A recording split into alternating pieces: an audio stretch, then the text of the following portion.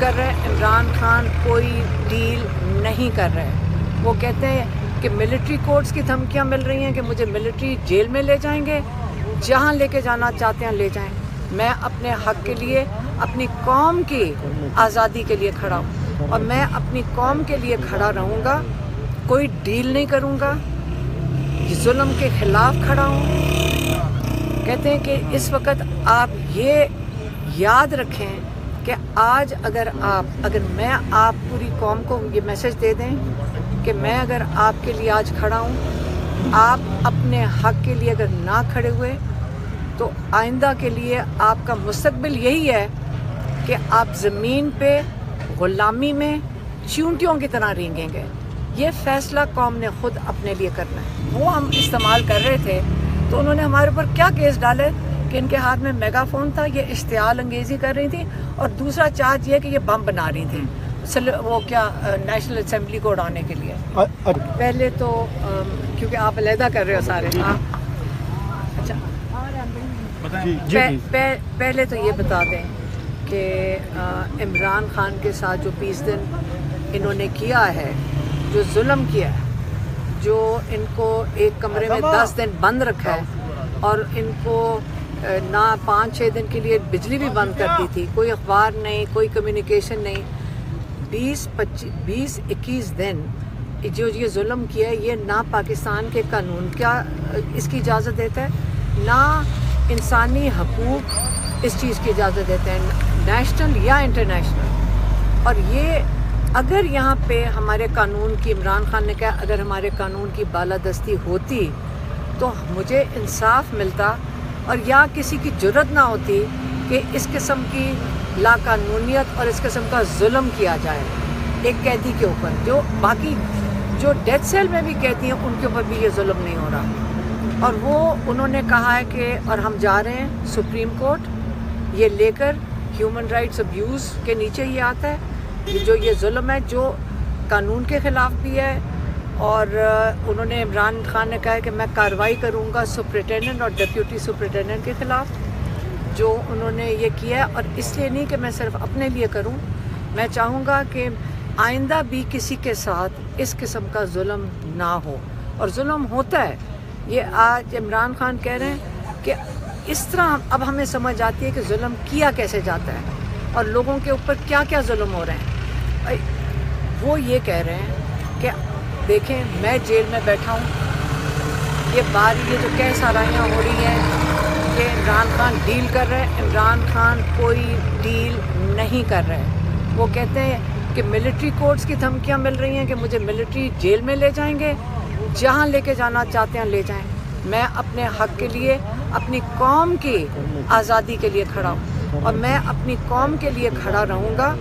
کوئی ڈیل نہیں کروں گا، ظلم کے خلاف کھڑا ہوں. کہتے ہیں کہ اس وقت آپ یہ یاد رکھیں کہ آج اگر میں آپ پوری قوم کو یہ میسج دے دیں کہ میں اگر آپ کے لیے آج کھڑا ہوں، آپ اپنے حق کے لیے اگر نہ کھڑے ہوئے تو آئندہ کے لیے آپ کا مستقبل یہی ہے کہ آپ زمین پہ غلامی میں چیونٹیوں کی طرح رینگیں گے.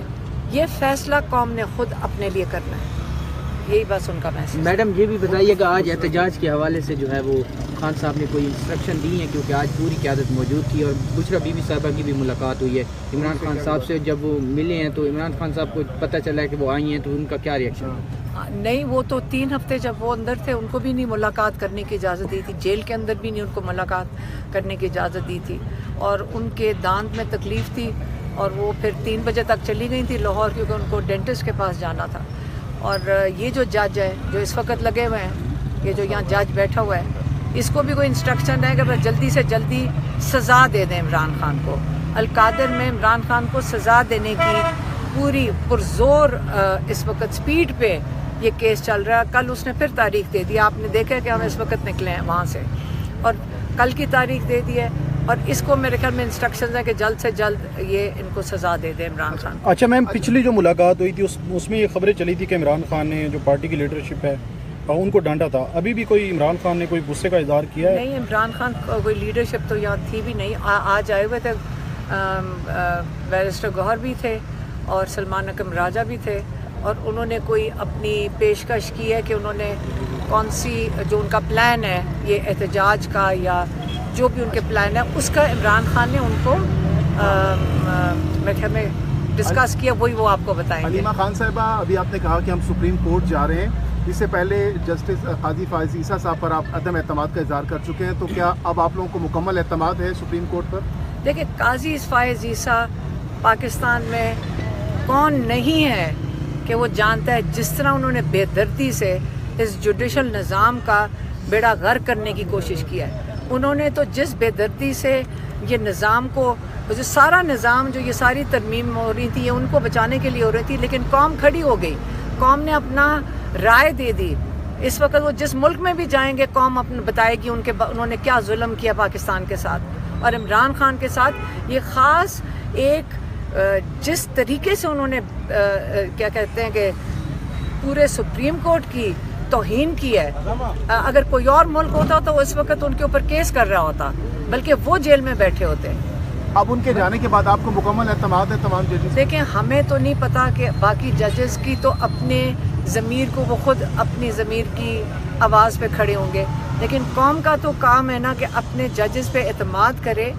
جب وہ جب غلطی کریں، حساب تو احتساب تو ان کا بھی ہونا چاہیے، لیکن ہم نے کبھی کسی کا احتساب کیا ہی نہیں ہے۔ میڈم، احتجاجی کمیٹیاں کے حوالے سے خبر آئی ہے کہ وہ بھی بنائی گئی ہیں، تو اس حوالے سے تھوڑا سا اپڈیٹ کیجیے گا، اور دوسرا یہ بھی بتائیے گا کہ آپ بھی ان احتجاج اگر ہوں گے تو آپ ان کو لیڈ کریں گی؟